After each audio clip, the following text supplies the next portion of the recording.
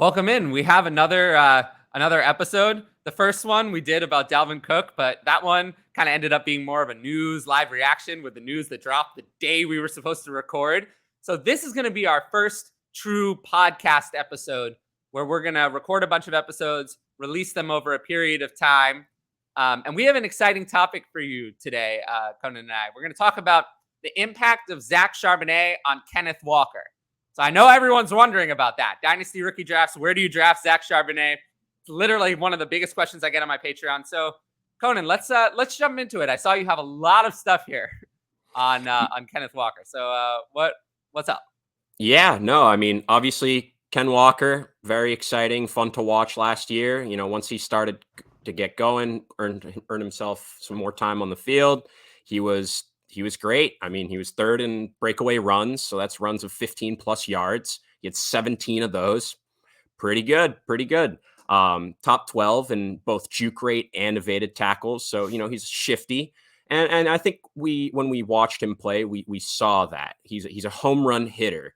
He's not going to be the guy that pounds and grinds and gets you a couple yards here and there when you need it. He's trying to break that big one. And, you know, that's not a bad thing. That's a good thing if he can break those, and he certainly did.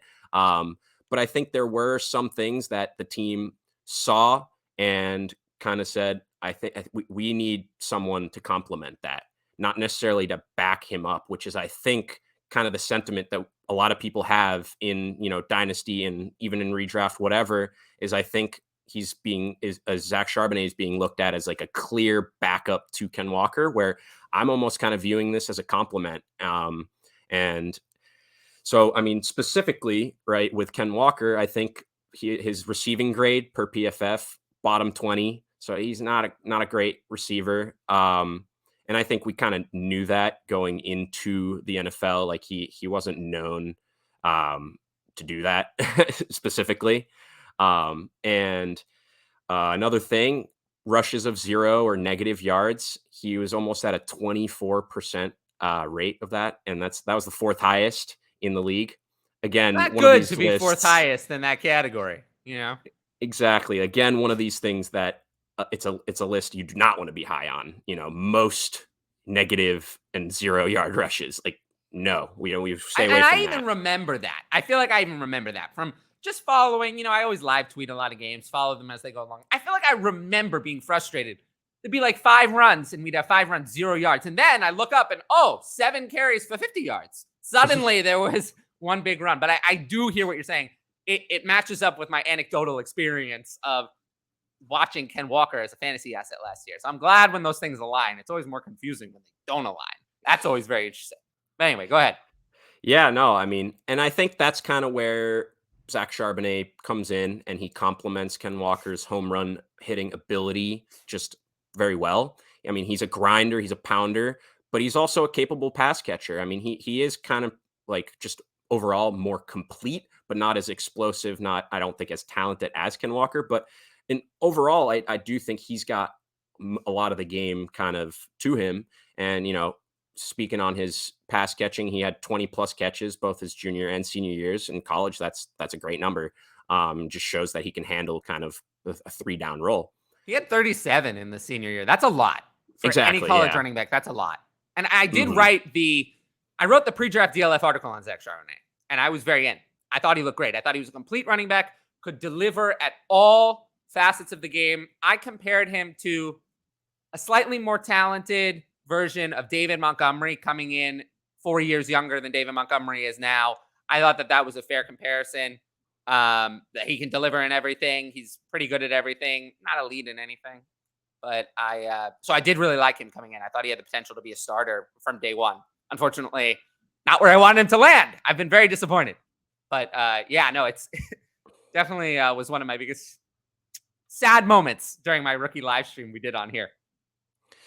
Yeah, I think that's a great comparable, honestly. It's one of these guys that it definitely is complete in terms of, you know, he's a pretty good rusher, pretty good pass catcher, you know, fine in pass pro, stuff like that, but he doesn't really pop off in any of these things, you know, like he had 37 catches, Zach Charbonnet, last year in a senior year. Like that's a great number, but like he didn't wow you with them or anything like that. He just is able to handle that workload.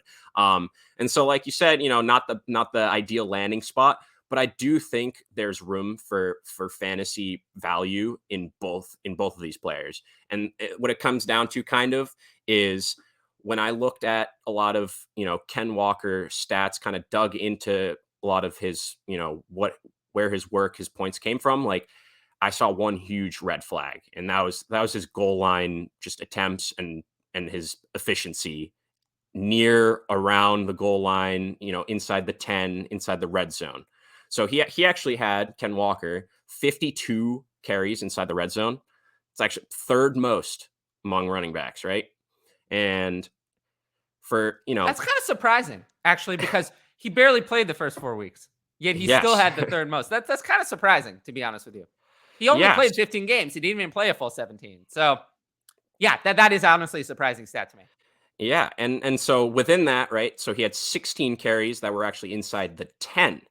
And that's a lot. 16 inside the 10 for a player like Ken Walker. How many touchdowns would you hope he would get there? Well, considering it's written on the show sheet, I do know how many. But why don't you tell the people it's not as many as I would have liked? I think most people would have guessed, maybe 5 or 6, maybe. No, he actually had 2 touchdowns on those 16 carries inside the 10-yard line. That's really bad. That's not great. That's really bad. That's really, really bad.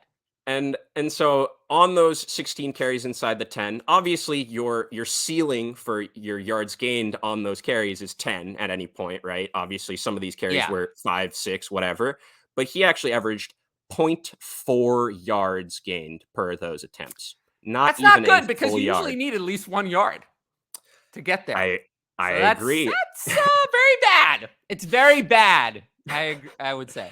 And for context, there were actually 5 other running backs that had exactly the same amount of carries inside the 10, 16, what a right? coincidence. Every single one of them had more than double Ken Walker's yards gained per those attempts. All of them had at least 3 touchdowns. And I don't have that list right now in front of me. I do remember it not being an elite list. I'm sorry. and it's just like, it's troubling to kind of see. It's just something like that where, he ended up with 9 touchdowns on the year. That's not, that's not bad, but looking at, 52 red zone carries, 16 carries inside the 10, 9 touchdowns, not that great. And so there were 42 running backs last year that had at least 11 carries inside the 10. Every single one of them averaged 1 yard at least, other than Ken Walker. So it's just, that's an area that I looked at and I said, who could potentially take over a role like this where the goal line is part of the packages that they're in? I think Zach Charbonnet, the way he plays, the way he is built, I think that's something he could certainly walk right into with how inefficient Ken Walker was last year. Yeah, it's brutal. I mean, in Dynasty, I have Ken Walker at RB9. It is what it is. Running back is pretty bad. A lot of running backs had threats drafted, so I do have him there. But it's, a lot of it is based on the age. I mean, he's still pretty young. A lot of the guys behind him are Ramondre Stevenson, Najee Harris, who are 2.5 years older each. Austin Eckler, who's 5.5 years older. Tony Pollard's 3.5 years older. Nick Chubb is almost 5 years older. Rashad White. I mean, it's tough. So I do have Walker at 9, but I have Charbonnet at 24, running back 24, which I think is higher than most. Yeah, and I think that's pretty reasonable, especially in Dynasty. Like you said, age is a huge factor. I think it's still okay to have Ken Walker kind of in that, later RB1 range. But I just think, the team drafted Zach Charbonnet with a clear intention to kind of use him in complement to Ken Walker, not necessarily as just a, backup, a clear backup. And I don't think for, this upcoming season, at least from what I've seen, that's kind of been adjusted to where Ken Walker is still definitely priced as, a at least an RB1, even if it's in the back range. And in I think, yeah, that's my point. And like, I think in redraft, at least what I saw on sleeper, like ADP that I was looking at, like still back end RB1, and Charbonnet clearly priced as like a backup. And I just think, I think that's going to be fixed. Yeah. And so, but now is the time to, if you can, take advantage of that in any way, while these ADPs are still a little, don't align with what a lot of what consensus is saying or what you think. Now is the time to, act and see if you can draft them late in a redraft if you're having one in May. But in a redraft, I'm gonna have 0 Kenneth Walker because the risk is very high compared to what he costs and other running backs available there. I don't care about the age as much in a redraft. But yeah, I might have some Zach Charbonnet. It depends on where he is. If Zach Charbonnet is at running back 25 in redraft, I'm not going to have any. If Zach Charbonnet is at running back 40, then I'll have him in almost every league. So that really depends on his price. I'm going to have him somewhere in the 30s. Mm-hmm. And I think, and I don't think we've even, especially with the risk with Ken Walker, the team added Jackson Smith-Njigba, who, I think is consensus wide receiver 1 in this rookie wide receiver class. And it's just like, they're really setting up Geno to have it all. He has DK Metcalf, Tyler Lockett's still there. They just added, the best wide receiver in the class. They added, I'd say the third, fourth best running back in the class. Like they did well to add weapons for Geno. And so who knows, like that addition of Jackson Smith-Njigba, like that could mean just more pass attempts too. Like, so I think there's a lot of risk. Tyler Lockett's contract. Mm-hmm. So that he might be there for 2 more years instead of just 1. Yeah. So they're really setting up for Geno. Absolutely. But so we'll have to see. Mm-hmm. Kenneth Walker for me has now fallen into that dynasty range. Really at the top of drafts, Bijan, Breece Hall, Jonathan Taylor, and Jahmyr Gibbs are the only running backs that I like at their price. I will have almost none of Christian McCaffrey, Saquon Barkley, Travis Etienne, Josh Jacobs, Kenneth Walker, Ramondre Stevenson, Najee Harris, Austin Eckler, Tony Pollard, any of Nick Chubb. Those next 10, I'm always preferring wide receivers over them at their price. So I either want one of those top 4. I actually just built a team now that has Hall, Taylor, and Gibbs. I like that. I was able to do that. I'm very happy about that. But I don't like those low-end 1s, high-end 2s in Dynasty. Those are just hard avoids for me. And Kenneth Walker's now on that list. Zach Charbonnet is someone I'm fine with at his price. I'd rather take the shot there for much less cost and, a good player. Yeah, and I do think you made a good point about, if Charbonnet is in RB40, I'm going to have a lot of him. And I really, in redraft, obviously. And I do think, like, even when we get to redraft, season, I don't think he's going to creep up to RB25 or even in the RB high 30s or anything. Like, I just think people are still very excited about Ken Walker from last year. I think I think most people kind of view it as a backup situation for him. And yeah, I don't know. I think there's a lot of risk in terms of, picking Ken Walker in your first 2 rounds in redraft absolutely. this year. I'm not going to be doing that. No, I'm not going to be doing that. I learned last year, wide receivers early in redraft, even in redraft, you want to get those wide receivers early. Absolutely. But I appreciate everyone who watched or listened to this episode. If you liked it, like the video, leave a comment, subscribe to the channel, and hit the notifications bell so you can be notified about all these future podcasts. And yeah, I will see you all next time. Peace.